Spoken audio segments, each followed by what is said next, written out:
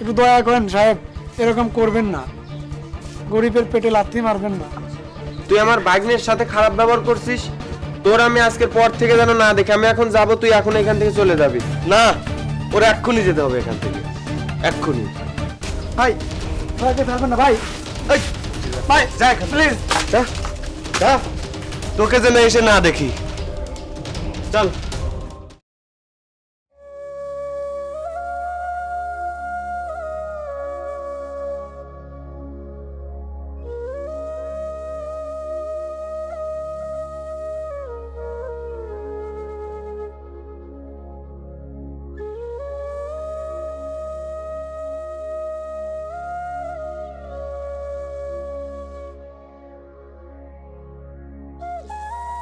আসসালামু আলাইকুম সাহেব।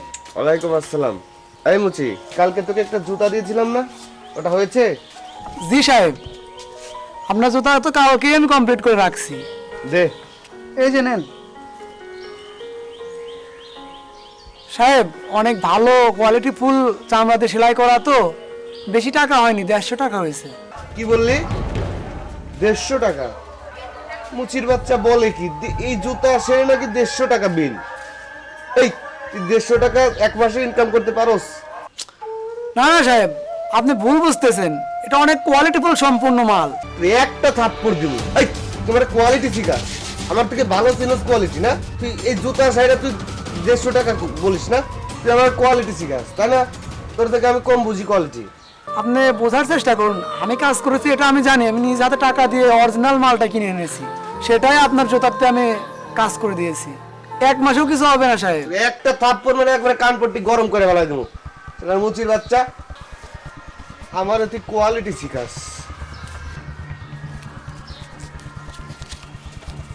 এ না, 50 টাকা দিছি, 30 টাকা বিল আসে, সাহেব, 50 টাকা দিছি। এটা আমার অনেক টাকা হচ্ছে, আমি অনেক বেশি টাকা দিয়ে আমি চুল কিনেছি সাহেব, মানে বোঝার চেষ্টা করেন, এটা অনেক হচ্ছে, গরিবের হক মেরে দেওয়া হচ্ছে, আর এখান থেকে কতটুকুই বা ইনকাম করা যায় বলেন, এটা দিয়ে আমার সংসার চলে। শোন মুসি, বেশি বাড়াবাড়ি করিস না, তাহলে তোর এই দোকানটাও থাকবে না, ঠিক আছে? আমি টুকাই পোলাপান দিয়ে তোর এখান থেকে তাড়িয়ে দিব।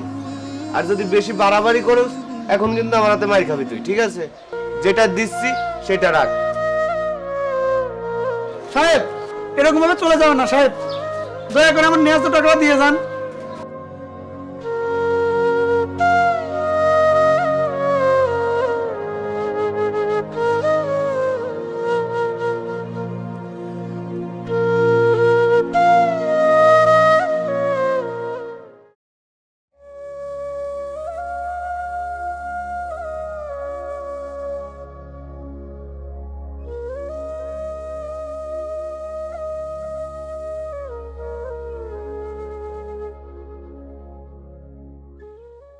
এই মুচির বাচ্চা, জুতা কিভাবে সেলাই করছিস দেখ তো, একদিনে নষ্ট হয়ে গেছে, সেলাই বেলাই খুলে গেছে সবকিছু।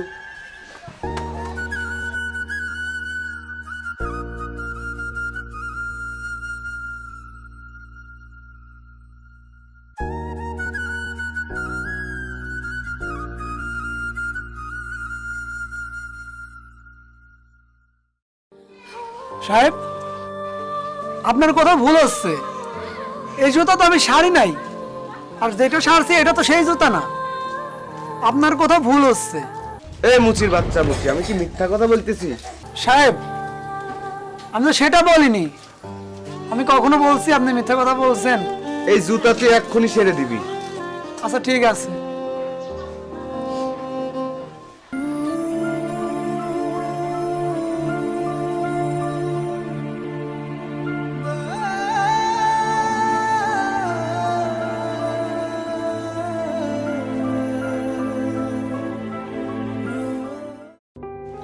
সাহেব, আপনার জুতা সেলাই করা হয়ে গেছে। দে।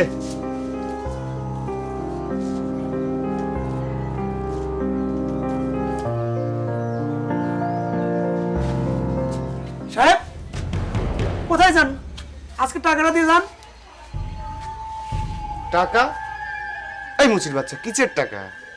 টাকা মানে এই যে আমি কাজ করলাম এতক্ষণ, এই টাকাটা দিবেন না? আর কালকে এমনি থেকে আপনি কম আরে টাকা তোর দিয়ে কালকে গেছেন। টাকা দিয়ে গেলাম না, আমি 50 টাকা দিই নাই কালকে তোরে। কালকেরটা এটা তো এক না, আর আপনি কালকে আমাকে ঠকাইছেন, সেটা বাদ গেল, আজকের টাকাটা তো দিবেন। আমি তোরে ঠকাইছি? ওই মুচির বাচ্চা, আমি তোরে ঠকাইছি? হ্যাঁ, গায়ে হাত দিচ্ছেন কেন? বেশি কথা বললে তোরে একটা থাপ্পড় মেরে একবারে কান পট্টি গরম করে লাই দেবো। মুচির বাচ্চা, দাঁড়া, তোর মজা আমি দেখাইতাছি।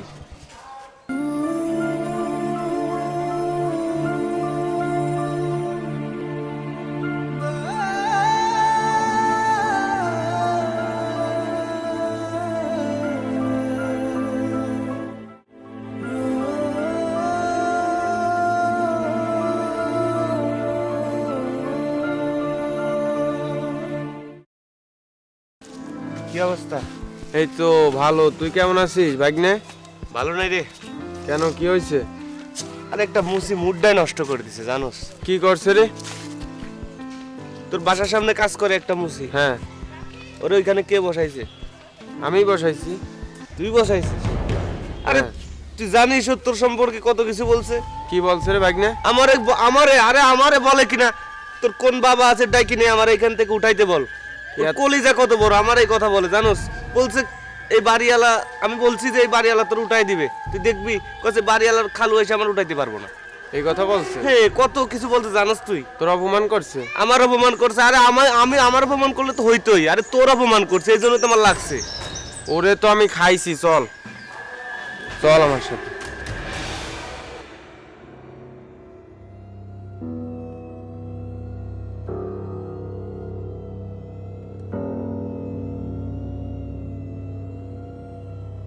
এই, তুই কি বলছিস আমার ভাগ্নে রে?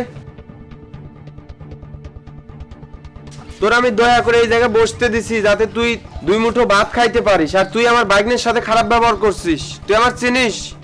সাহেব, আসলে সে কি বলছে সেটা আমি জানি না, কিন্তু পুরোটাই রং বলছে। আমি তার সাথে কোনো সময় খারাপ ব্যবহার করি নাই, আর আমার ন্যায্য দামটাই আমি চাইছিলাম। আসলে সাহেব, তার কাছে আমি টাকা পাই, সে আমার ন্যায্য টাকাটাও দেয় নাই। তোর আজকেই শেষ, আজকে তুই এখনই এখান থেকে উঠে যাবি। যদি না উঠিস তোর কপালে কঠিন কষ্ট আছে। সাহেব, আপনার কাছে সে বানিয়ে বানিয়ে মিথ্যা কথা বলেছে। আমি তার কাছে টাকা চাইছি বিধায় সে আমাকে গায়ে পর্যন্ত হাত তুলেছে। আর সাহেব, এখান থেকে যদি আমি চলে যাই, আমি কোথায় কি করব বলেন? এটাই তো আমার একমাত্র উপার্জনের মাধ্যম।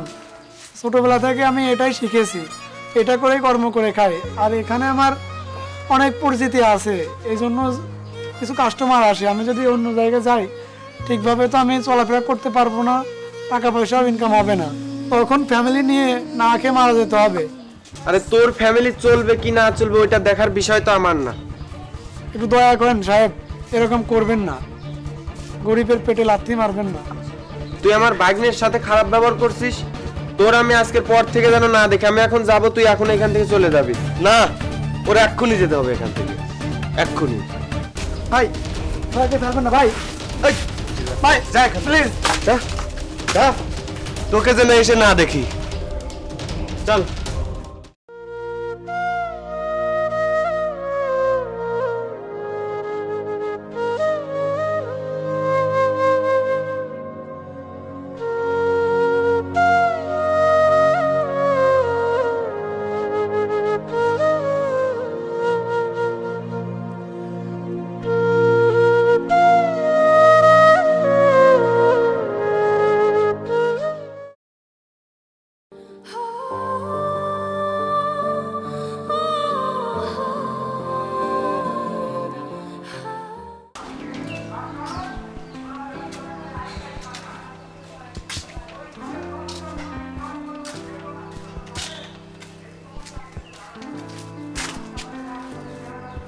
এই যা, স্যান্ডেলটা ছিঁড়ে গেল, এখন মুচি কোথায় পাই?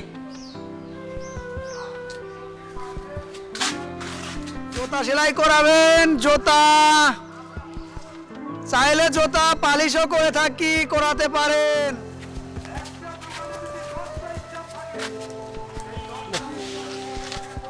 এখন কি মুচি পাওয়া যায় নাকি? জুতা সেলাই করাবেন? আরে, জুতা ওই তো মুচি। চাইলে মুচি! জুতা পালিশও করে থাকি, এদিকে আসো। করাতে পারেন।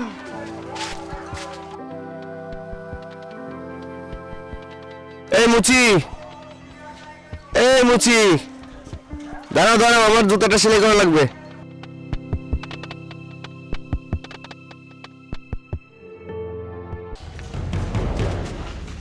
আরে সাহেব, আপনি?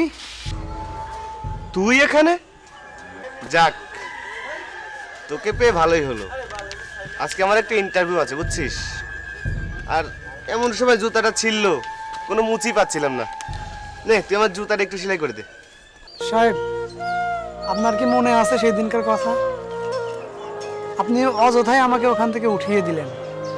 তারপর থেকে আমার কতটা দূর সময় গেছে এটা কি আপনি জানেন? আর জানবেন কিভাবে? গরিবদের কষ্ট তো কেউ বুঝে না।